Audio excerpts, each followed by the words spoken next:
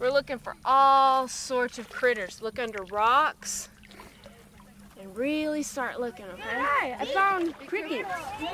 The most I enjoy about the kids is when they come to that point of realization. Old cliche, but the light bulb comes on. You can see them, oh, this is how that happens. This is where this comes from. When we get in the water, Catching pond critters, catching the aquatics, and writing a hypothesis before the children start of, do you think that this pond is healthy? And the children look at it and they say, it's cloudy, it's dirty, I don't think it's healthy at all. And then going through the steps of what they collect.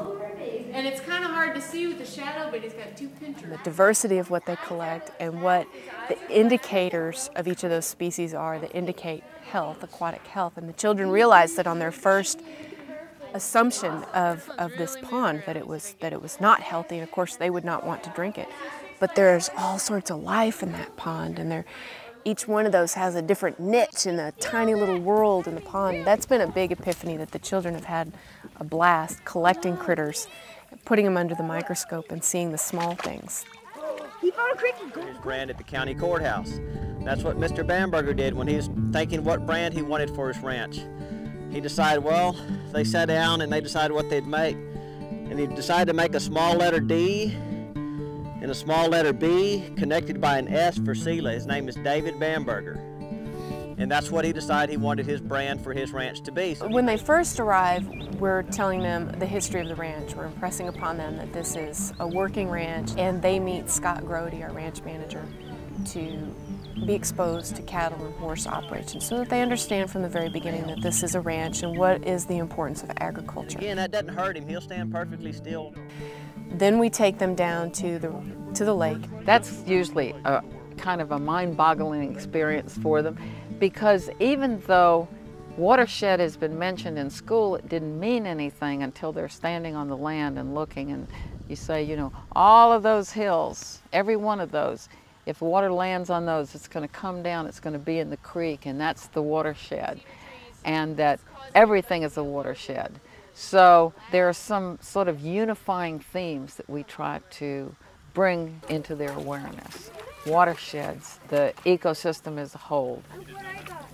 Every lesson or every topic that we discuss is followed up with a journaling activity so that the children can process what they just discussed or experienced and process it into paper. Oh, maybe you want to pick one of those insects instead of each one of those. The full day that we have them here, the second day, we begin with the earth sciences, and we start with soils. This is silt. Over there. What is this?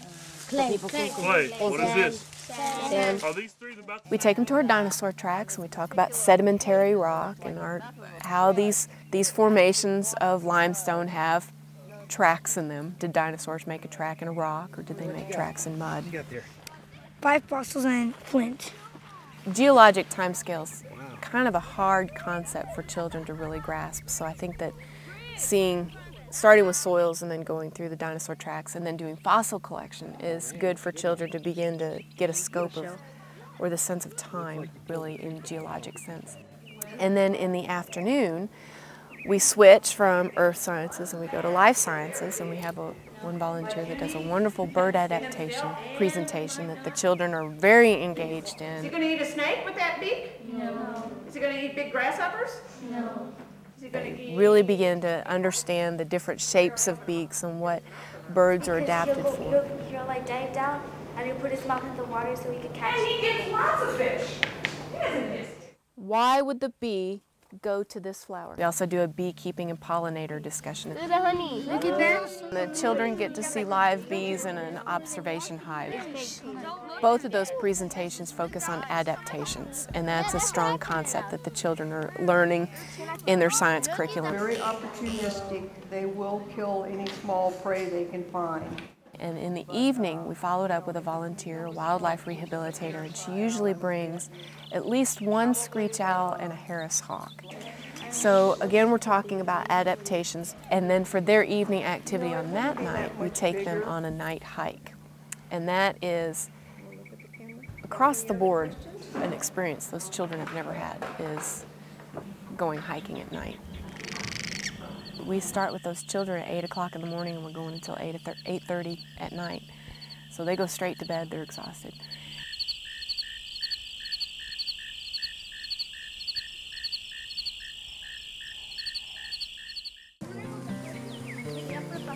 And then the final day is a little bit slower paced, and we do a little bit more hiking, a few more activities on the nature trail with them in the morning.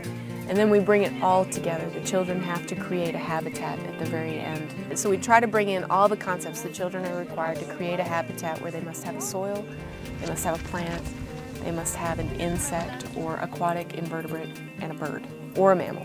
But to kind of bring in all of it together to get the big picture. And then they end with David Bamberger at the country store, where we finish up the whole day or the whole program with them talking about heritage conservation. A very leftover and a forgotten subject is conservation of family culture and family history. I like to tell the story of Hess's Country Store and to motivate the children to get in touch with the history and the culture of their family by calling upon or communicating with grandparents. But how many of you kids will pledge that within the next week or two at the most, you will visit and talk to and question and hug a little bit on your grandparents? Look at there. Look at there. That's unanimous. Wonderful, wonderful, wonderful. It's a wonderful conservation ethic that complements the natural world and what's the missing ingredient in our school systems today. You should have seen their journals when they came back. I mean, they would bring tears to your eyes. How it affected them academically is it the proof, like they said, the proof is in the pudding. We had the middle of the year benchmarks for our science for 5th grade. Our 5th graders last year were averaging between 20, 30, and 40% meeting the standards. Now we've got 60, 70, and 80.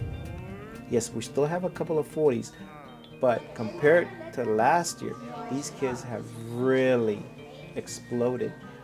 I personally feel like it was their experiences that they received at Bamberger Ranch. I'm hoping that our children, if not right at this moment, later on will remember a lot of the things that were said and done on this trip, and that they will undertake efforts to take care of our planet, because it's the only one we've got.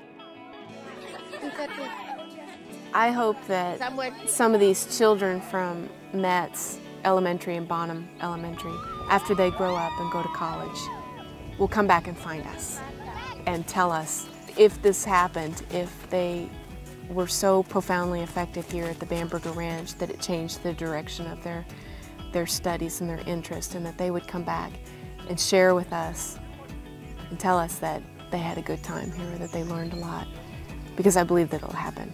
I believe that we changed lives that profoundly in the short amount of time that we had with them.